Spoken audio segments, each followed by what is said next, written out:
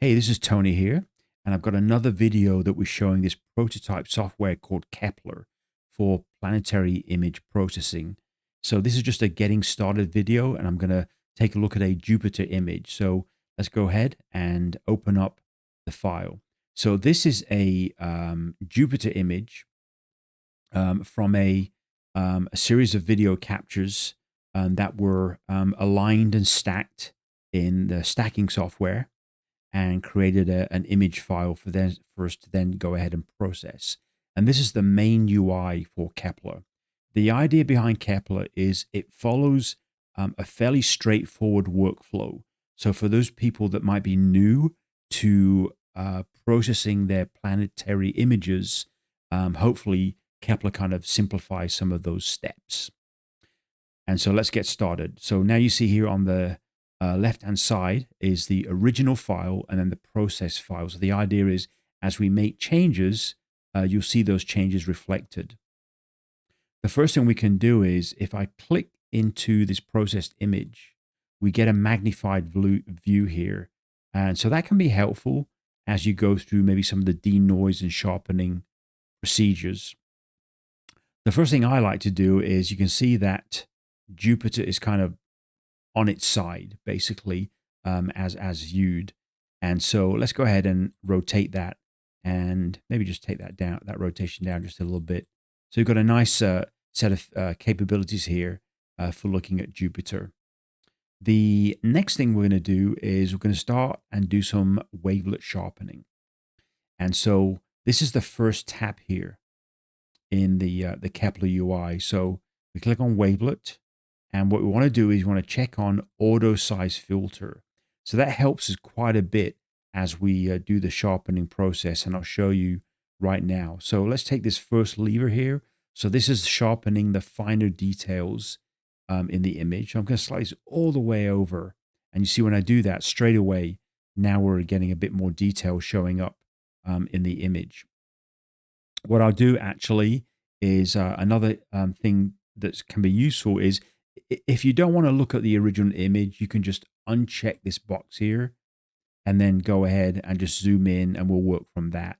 And I'm just going to arrow down here.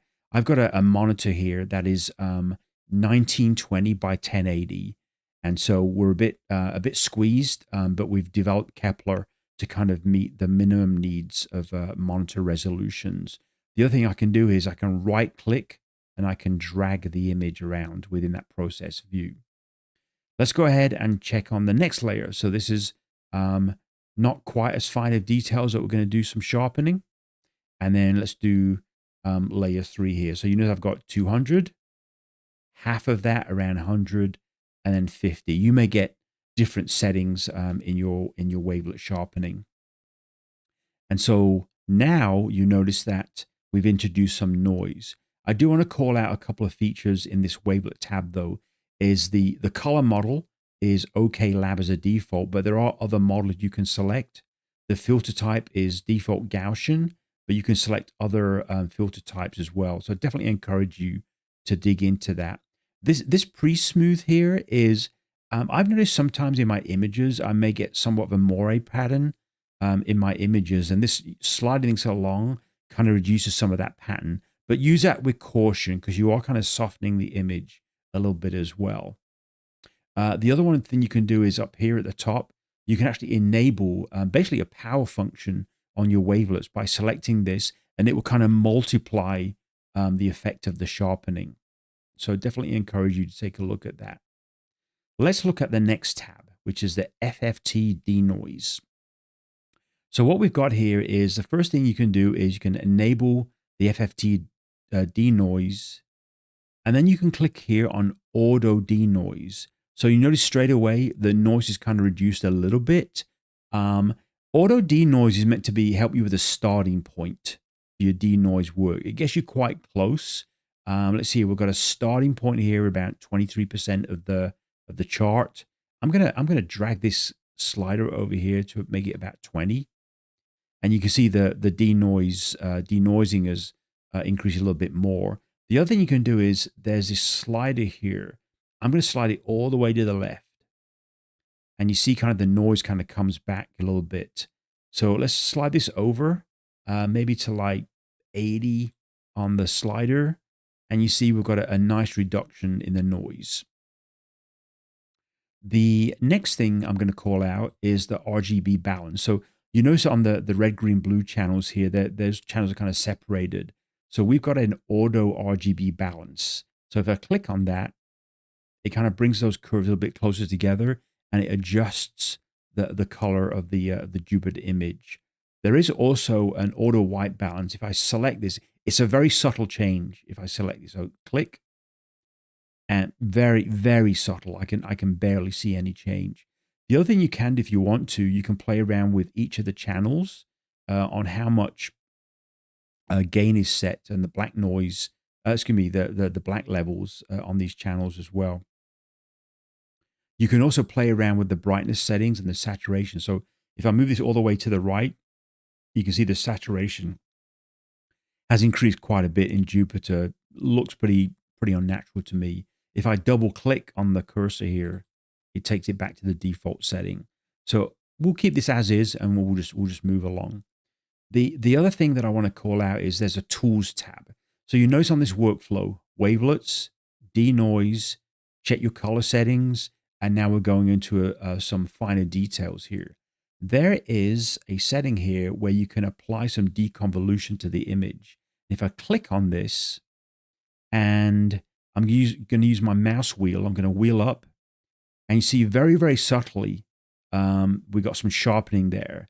And if I click on use contrast, that will kind of sharpen more towards the high contrast edges. So I'm going to increase this number here.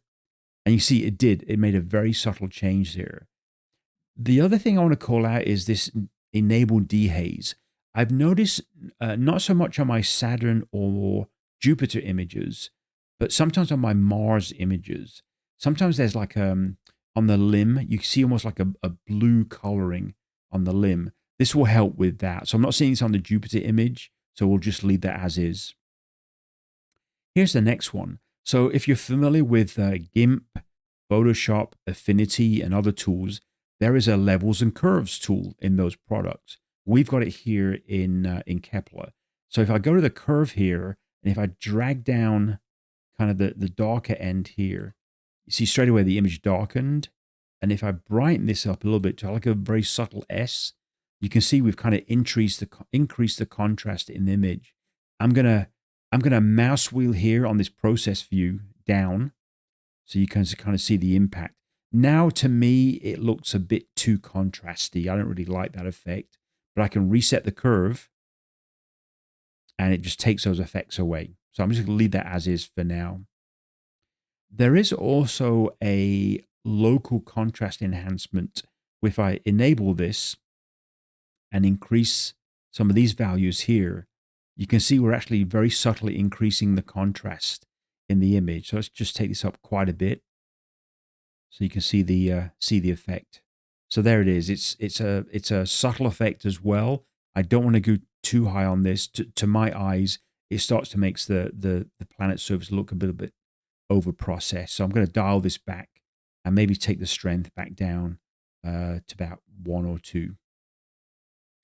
Let's go over next to this de-rind tool. So de-rind is interesting. So sometimes in your planetary images, you get almost like a rind effect around the planet. I'm not actually seeing this in the Jupiter image. I've got another video on the YouTube channel that's a Saturn image process with Kepler. Take a look at that one, and you see the de-rind tool come into action. The other thing we can do is go into this orbital view. And what it does is, if there are any moons around the planet that you captured in your video, but they're so dim that you don't quite see them, this can help you kind of enable some quote unquote moon recovery. So if I check on this and then go to preview boost and really boost up the image, I'm not changing the image at all. But you see here, I'm actually not seeing any moons on this particular capture. So we won't need to worry about that. I'm just going to click on reset preview. And then here's the last one. So you can actually apply all these changes to all of the images in your capturing setting. So if I go to add and I select all of these images, click on open, align the planet disks to a common center, and then just in case I can expand the canvas to fit, there's a preview here of the rotation that I applied to the images. And now I can go ahead and save all of these images. So let's just say, let's go ahead and put them in a folder under that Jupiter folder. Let's just call it test. And, oh, excuse me, made a mistake there. I'm just going to select the folder and then I'm going to give it a folder name. Sorry about that. And then the other thing is you can create an animation of this Jupiter image. So I'm going to click create animation. I'm going to actually make the delay between each image 1 second, and I'm going to loop it. So that's set. There's a selection down here called refresh summary. So if I click on this, this tells me all of the settings I'm going to apply to all of those images in the batch. And you can select this and copy and paste it if you want to. So that's that. Let's go ahead and run the batch. Run it. And it's now processing all those images up here that are in the batch.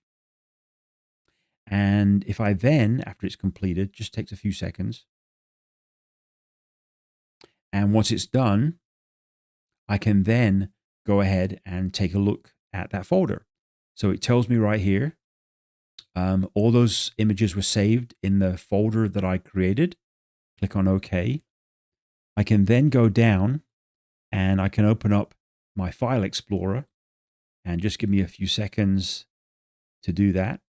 And I will then be able to see those images. So just indulge me just for a few seconds here. So here's the folder that we created here. Here's all the original files that we worked on. If I double click on this folder, there we go. All those images are rotated. They're all processed with the same settings. Now, in reality, you may not want to do the same settings on all your images. That's because maybe your capture setting at that moment just requires slightly different, maybe wavelet settings. But I'm just showing you there is a batch mode. So let's go ahead and open up that animation file. I'm going to right click. Let's go ahead. I'm going to open it up in one of my browsers. Here we go. Let's go open up in the Edge browser. And you can see, look, we've actually created an animation of those several Jupiter images. So it's a nice tool, a nice capability to be able to do that. I definitely encourage you to take a look at the Kepler program. Again, we're trying to design this to be a fairly simple workflow for you. I'll put the link into the download. Kepler works on, let's see here, Windows, Linux, and macOS. And so, yeah, and we'd love to get your feedback. Thank you.